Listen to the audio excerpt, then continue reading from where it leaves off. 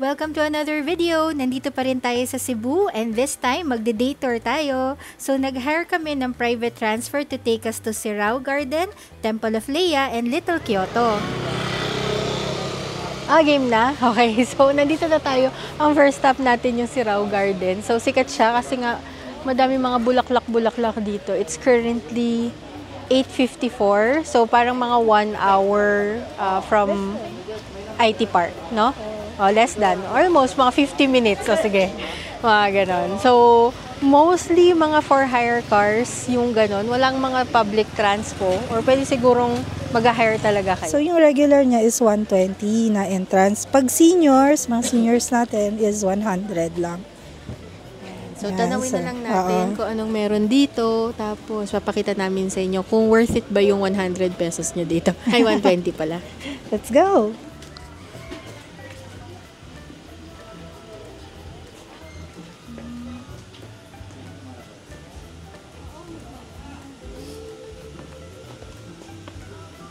So, okay siya pang Instagram, no?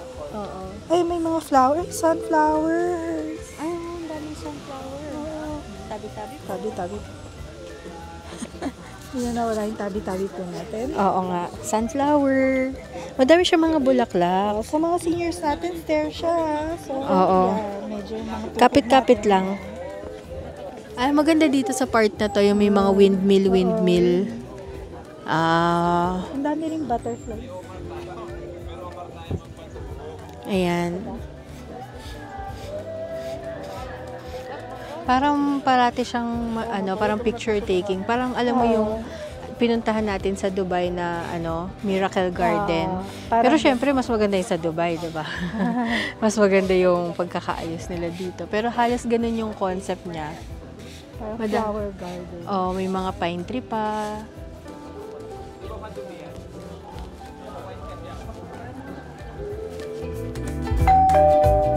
Thank you nga pala sa lahat ng nanonood ng videos ng Traveling Lola.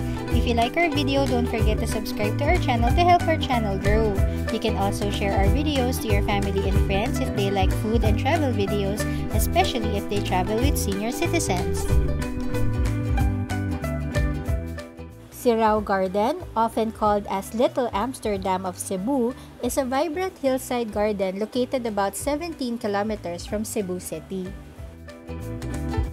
Known for its beautiful celosia flowers that resemble bright fiery flames, Sirao Garden is a popular destination for both locals and tourists seeking a unique scenic experience.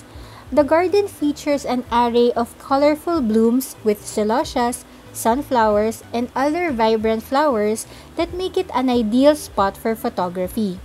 Alongside the flower display, visitors can find charming installations like windmills and swings that add to the garden's whimsical, European-inspired ambience.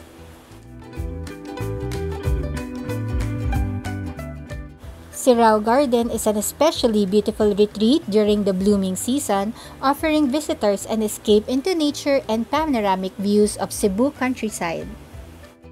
Sirao Garden in Cebu has earned rave reviews for its vibrant landscapes and captivating scenery, often described by the visitors as a picture-perfect paradise. Many people praise the garden for its well-maintained floral displays, especially the iconic celosia flowers that create a sea of colors, providing a stunning backdrop for photos. Visitors appreciate the attention to detail with charming additions like windmills, swings, and gazebo that enhance the experience. The reviews highlight the peaceful ambience, with guests mentioning it as a relaxing escape from the city's hustle. Okay, so tapos na kami mag-ikot dito at pawis na. Tignan mo naman ang before and after. Makikita niyo yung cuts. Pero grabe yung init dito. Pero maganda, no? For 120 pesos. Okay naman kasi madami ka talagang mapipicturean. It's a Saturday nga pala ngayon. And onti lang tao, no? Yeah, so far, Pag morning ata, konti pa. So, madami kayong chances na mag-solo shot. As ganyan yung mga background nyo, tapos yung mga kamay-kamay na nakikita natin sa like TikTok or Instagram. Ayan, meron din yan dito. So, kung may chance kayo na pumunta dito, recommended namin din na magpunta kayo dito. Sulit naman siya for 120. Ayan, pawis lang talaga. Oo, Kita-kita yung pawis. Okay, see you later sa next na destination natin. Hello! Hello! Ayan, nandito naman kami ngayon sa Temple of Leia. Isa din siya sa mga sikat na pinupuntahan dito sa Cebu. At ayan siya, temple siya. Ayan. Nice naman. Maganda siya, aesthetic. Oo, aesthetically sa labas maganda siya. Hindi pa namin napapasok yung loob. Kadarating lang namin. It's currently 9:59. So from Sirao, mga almost 20-30 minutes pababa dito sa Temple of Leia. Tapos, ang entrance niya is magkano? 150 for weekend sa adults, tas 100 for seniors. Pag weekdays naman, 120 ang adults, 80 pesos ang senior. Tapos mas maraming tao dito compared dun sa Sirao, no? So, ikutin natin. Madami siyang mga photo spot na pwede nating tignan. Ayan! The Temple of Leia, often called as the Taj Mahal of Cebu, is a grand Roman-inspired temple located in the hills of Busay, Cebu. Built as a tribute to Leia Albino Adarna by her husband Teodorico Adarna, the temple symbolizes his undying love and devotion. The architecture is striking, featuring towering columns, marble statue, and intricate designs that make visitors feel that they stepped into an ancient European palace. Inside, visitors can explore halls filled with art, sculptures, and Leia's personal collections, adding a museum-like experience. With panoramic views overlooking Cebu City, the Temple of Leia is not only an architectural marvel, but also a popular destination for enjoying Cebu's beautiful sunset.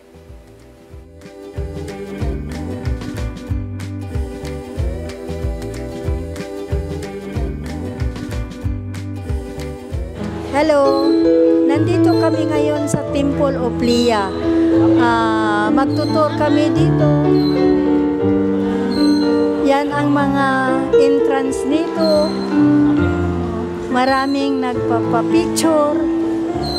Viewing ito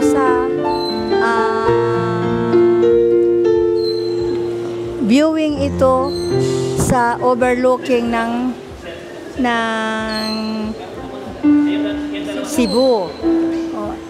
Paggabi maganda dito. Nakikita namin kagabi ang maraming ilaw dito sa bundok.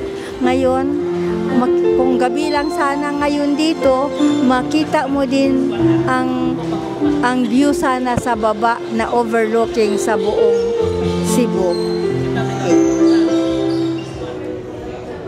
So, ito yung loob ng Temple of Leia. So, mga possessions niya. Ayan.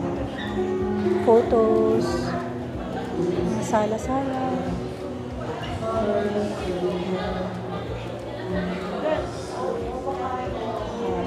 Photograph.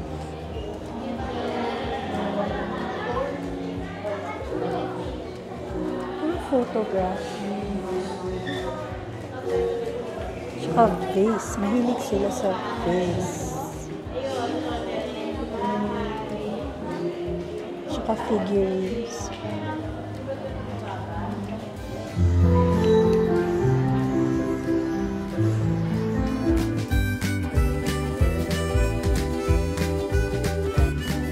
Mas hulas na kami kaysa kanina.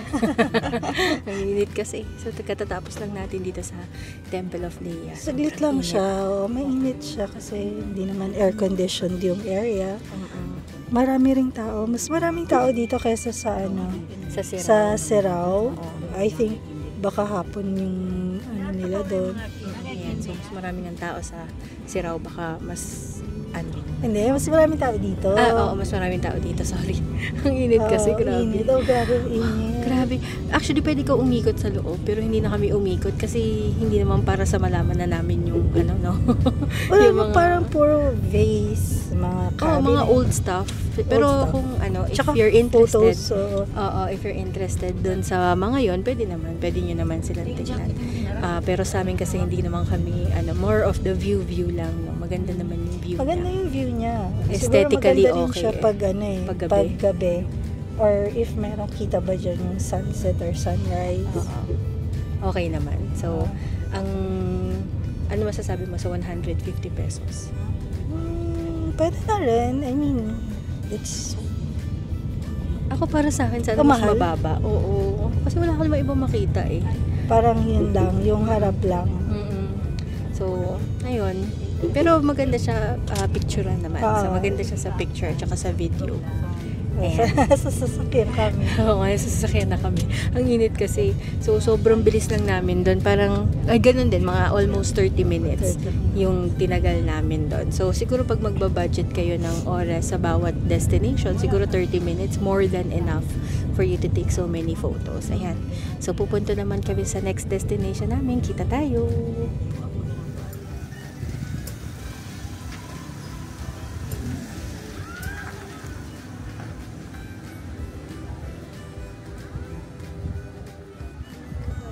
Magkano yung ticket? 100 each. May discount ang senior? 80 yung senior. May mga pagkain din dito. Oo. Ay, may mga food din sila. Pwede ka din mag-rent ng kimono. Charan! They have food here.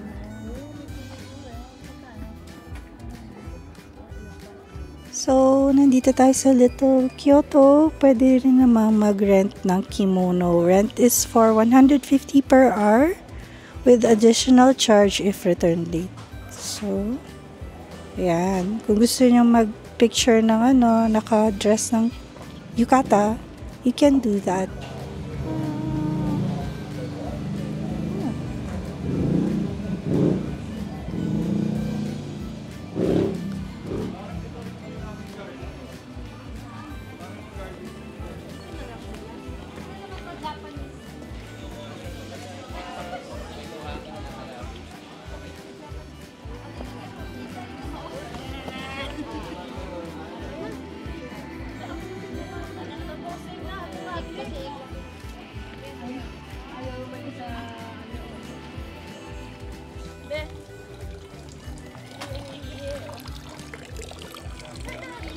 Oh, Torii Gates.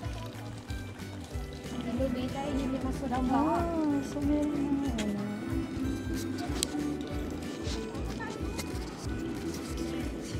You can see here. Yan, kung saan yung pwede nyo puntahan. So there's Sakura, Lucky Cat, ito yung Torii Gates, si Hachiko. Ayun. There is Hachiko. Tada! Lying Buddha. So, marami. Medyo paakyat siya. So, yung mga seniors natin, baka mahirapan pag-akyat. Nag-picture ako, hindi ko stinop. So, ito yung Torii Gates. Ayan, nice. Small version siya. Pag pumunta kayong Kyoto, sa Japan, makikita na. Try natin makita originally. Sa, malapit na, November. Sana ito si Hachiko. Ang sikat na dog sa Japan.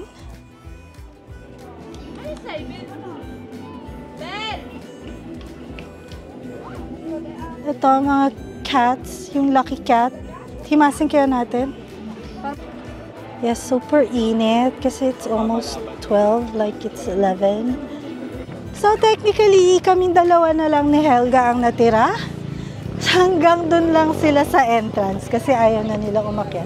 Actually, mahirap siya for seniors. Kasi, grabe yung akyat. Tapos, super init. Siguro, maganda hapon, no? Hanggang 8, ang time niya is 8 o'clock in the morning to 8 p.m. Little Kyoto, located in Cebu, is a Japanese-inspired garden that brings a taste of Kyoto's charm to the Philippines. Set amidst lush greenery, it features iconic elements like cherry blossom trees, torii gates, koi ponds, and traditional Japanese architecture, creating an immersive experience reminiscent of Japan's peaceful gardens.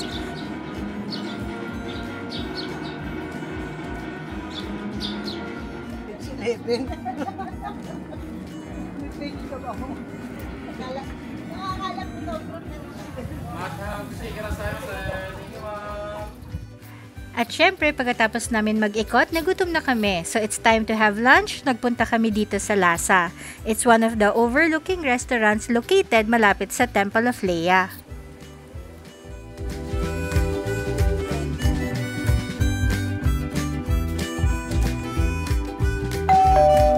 Dito na muna namin tatapusin ang vlog natin. Itutuloy natin ang pag-explore sa Cebu sa next vlog natin. So if you like food and travel videos, make sure to subscribe to our channel. You can also hit the notification bell icon so you're notified pag meron tayong bagong upload sa channel namin. Thank you for watching our video. Till our next video. Bye-bye!